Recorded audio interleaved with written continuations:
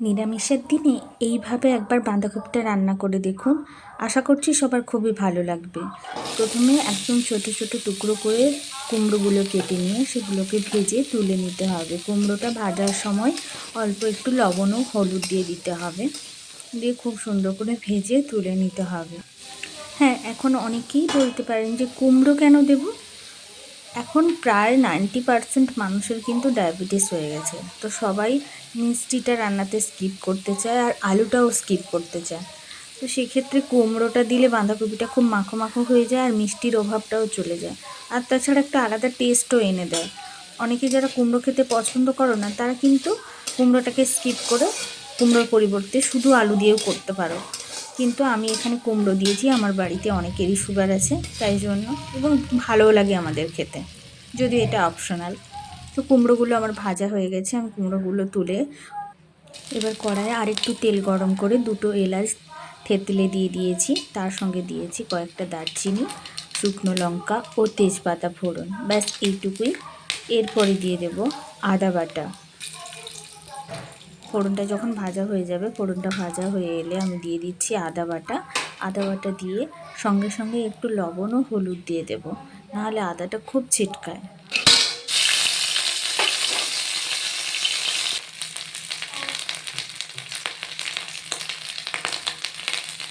একটু হলুদ দিয়ে দিলেই আদাটার অতটা ছিটকায় না, তখন আর তেল পোড়া খাওয়ার ভয়টাও থাকে না।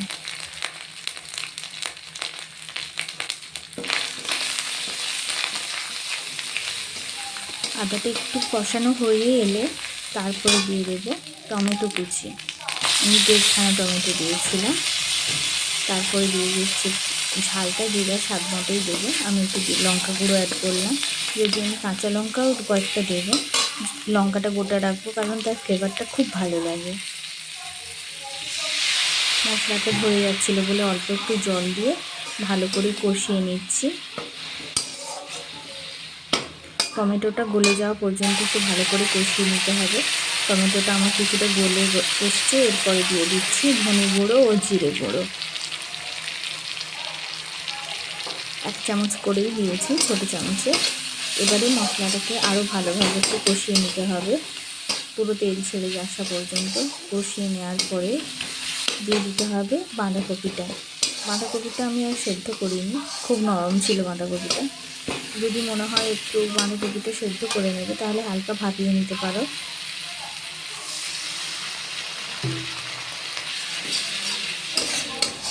মশলাটা খুব ভালো করে কষিয়ে নিচ্ছি, অল্প অল্প জল দিয়েছি প্রয়োজন অনুযায়ী। মশলাটা যখন আমার খুব ভালো করে কষানো হয়ে এসছে, এবারে আস্তে আস্তে তেলও ছেড়ে দিচ্ছে মশলাটা থেকে।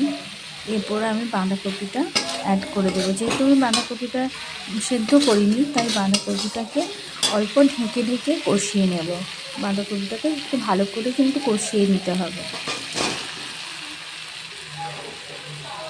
অফ সিজনে যে এত টাটকা এবং এত ফ্রেশ বাঁধাকপি পাওয়া গেছে, এটা ভেবেই আমি অবাক হয়ে যাচ্ছি। খুব টাটকা ছিল বাঁধাকপিটা।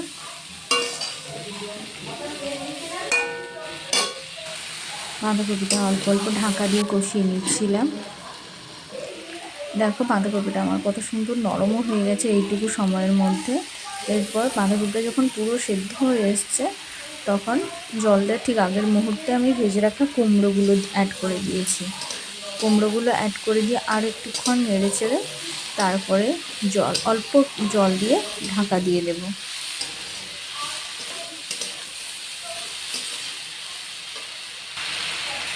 জলটা দেওয়ার আগে কয়েকটা গোটা কাঁচা লঙ্কা দিয়ে দিয়েছি, একটু ফ্লেভারটা এত ভালো লাগে কাঁচা লঙ্কার গন্ধটা। তারপরে জলটা দিয়ে আবার ঢাকা দিয়ে দেবো। যতটুকু রান্না আমার বাকি আছে সেদ্ধ হতে, একসঙ্গে মাখো মাখো হয়ে যাবে। জলটা দিয়ে বেশিক্ষণ ঢাকা দিতেও লাগবে না, যেহেতু সেদ্ধ হয়ে এসছে। অল্প একটু জল অ্যাড করছি।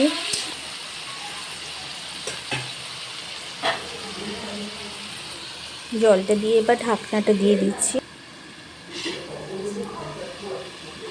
কিছুক্ষণ পর ঢাকনাটা খুলে ভালো করে চেক করে নিলাম, দেখলাম সবটা খুব ভালোভাবে সেদ্ধও হয়ে গেছে, জলটাও শুকিয়ে আসছে। এরকম অবস্থায় যেহেতু নিরামিষ দিন, সেহেতু একটু ঘি দিয়ে দিচ্ছি ওপর থেকে। ঘিটা দিলে বাঁধাকপিটা খেতে আরও ভালো লাগে।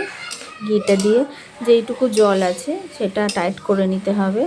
একদম জলটা শুকিয়ে এলে বাঁধাকপিটা নামিয়ে নিলেই রেডি। দেখো কত সুন্দর হয়ে গেছে আমার বাঁধাকপিটা।